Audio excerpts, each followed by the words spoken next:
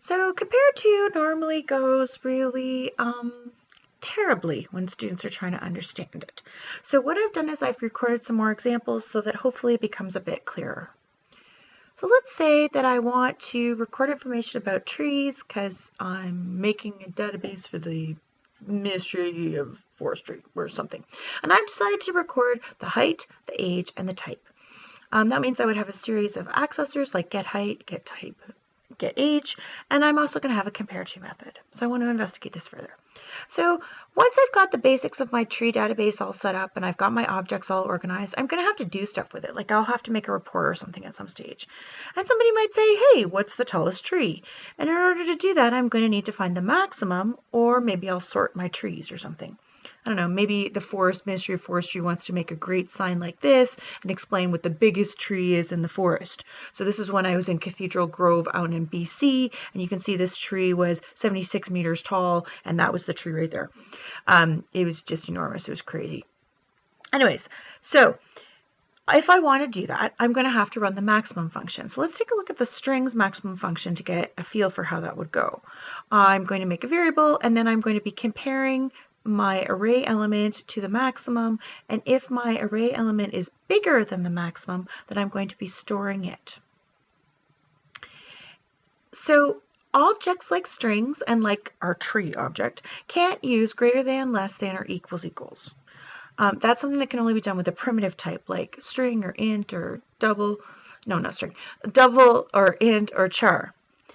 But objects or strings are way too complex to use them, so instead we have to use the compareTo method. Now, the thing is that the compareTo method exists in the string class because that's already coded, but when we're making our own class, we're making our own object like tree, the compareTo method doesn't exist. We have to make it ourselves, and that's going to allow us to be able to find the maximum of our set of trees. So let's say we've got our tree class and then we make a whole bunch of trees in another file. So we might have this first tree, and then we might have the second tree, a banana tree, then we might have a willow tree, and we might have a pine tree. And so when we create all those variables, we're going to have all this information being stored about them. So we've got the height and the age and the type. So the first thing I have to do when I'm trying to figure out my compareTo method is I have to figure out what I'm going to compare. How am I going to sort them? How am I going to find the maximum? Now, according to the example here, I want to make a sign about the tallest tree. So I'm going to be comparing the heights. So that's the thing I'm going to be looking for. And that is how I'm going to base my compareTo method.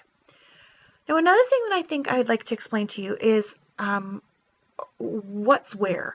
So whenever we're comparing things, we have two of them.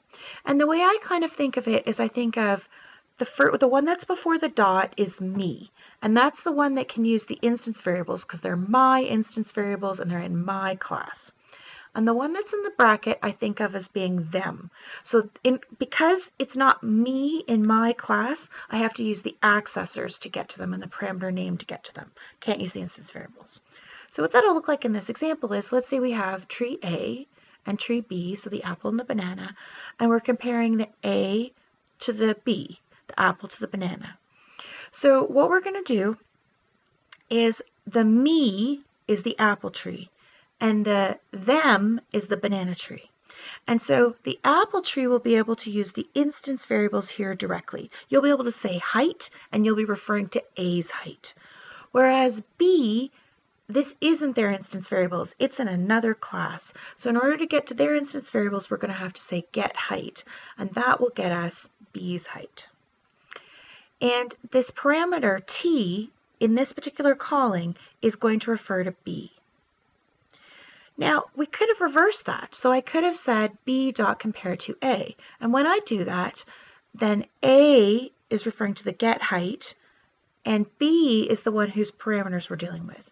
But frankly, it doesn't matter. Whatever the thing is that's first is the thing that can get to the instance variables. Whatever the thing is that's the them, that's the thing that you have to use the accessors for. So when I'm coding, I have the instance variables for me, the accessors for them. If my instance variables are bigger than their accessors, that means I'm biggest, so I get a 1. If my variables are smaller than their accessors, then they're bigger, so I get a -1. And if we're equal, we return a 0. So in the code, that will look like this. we'll have them, the other tree, so we'll go T, because that's its name, T, and it'll substitute in the A or the B depending on which one we're calling it. So it'll go T dot get height, and note that I have an accessor there. And then the height is the instance variable, and that's me. So if I am bigger than them, I'm going to get a -1. And here we've got me, the instance variable, less than them with their accessor, so that I'm going to get a -1. And otherwise, we're going to return 0. Now, we could code this in different ways, and this is what sometimes produces the confusion. So I could write if I am bigger than them, like this, I bigger than them, or I could write that they are smaller than me, and those are actually equivalent statements. If I'm bigger than them, they're smaller than me. So in both those instances, I would return a 1. And then you can see I've also flipped the other signs like that. So you have to be aware that you can rearrange the statements. But further, you can rearrange the statements even more. So here was our first 2 examples, but we could also first decide to test if they were equal and then return a 0. And then we could see if I am less than them and then get a -1 and then return a 1. Or I could see if they are bigger than me, so then -1, or if we're equal, 0, otherwise a 1. So you can do these in lots of different orders. You just have to think about who's the biggest and then return the number accordingly.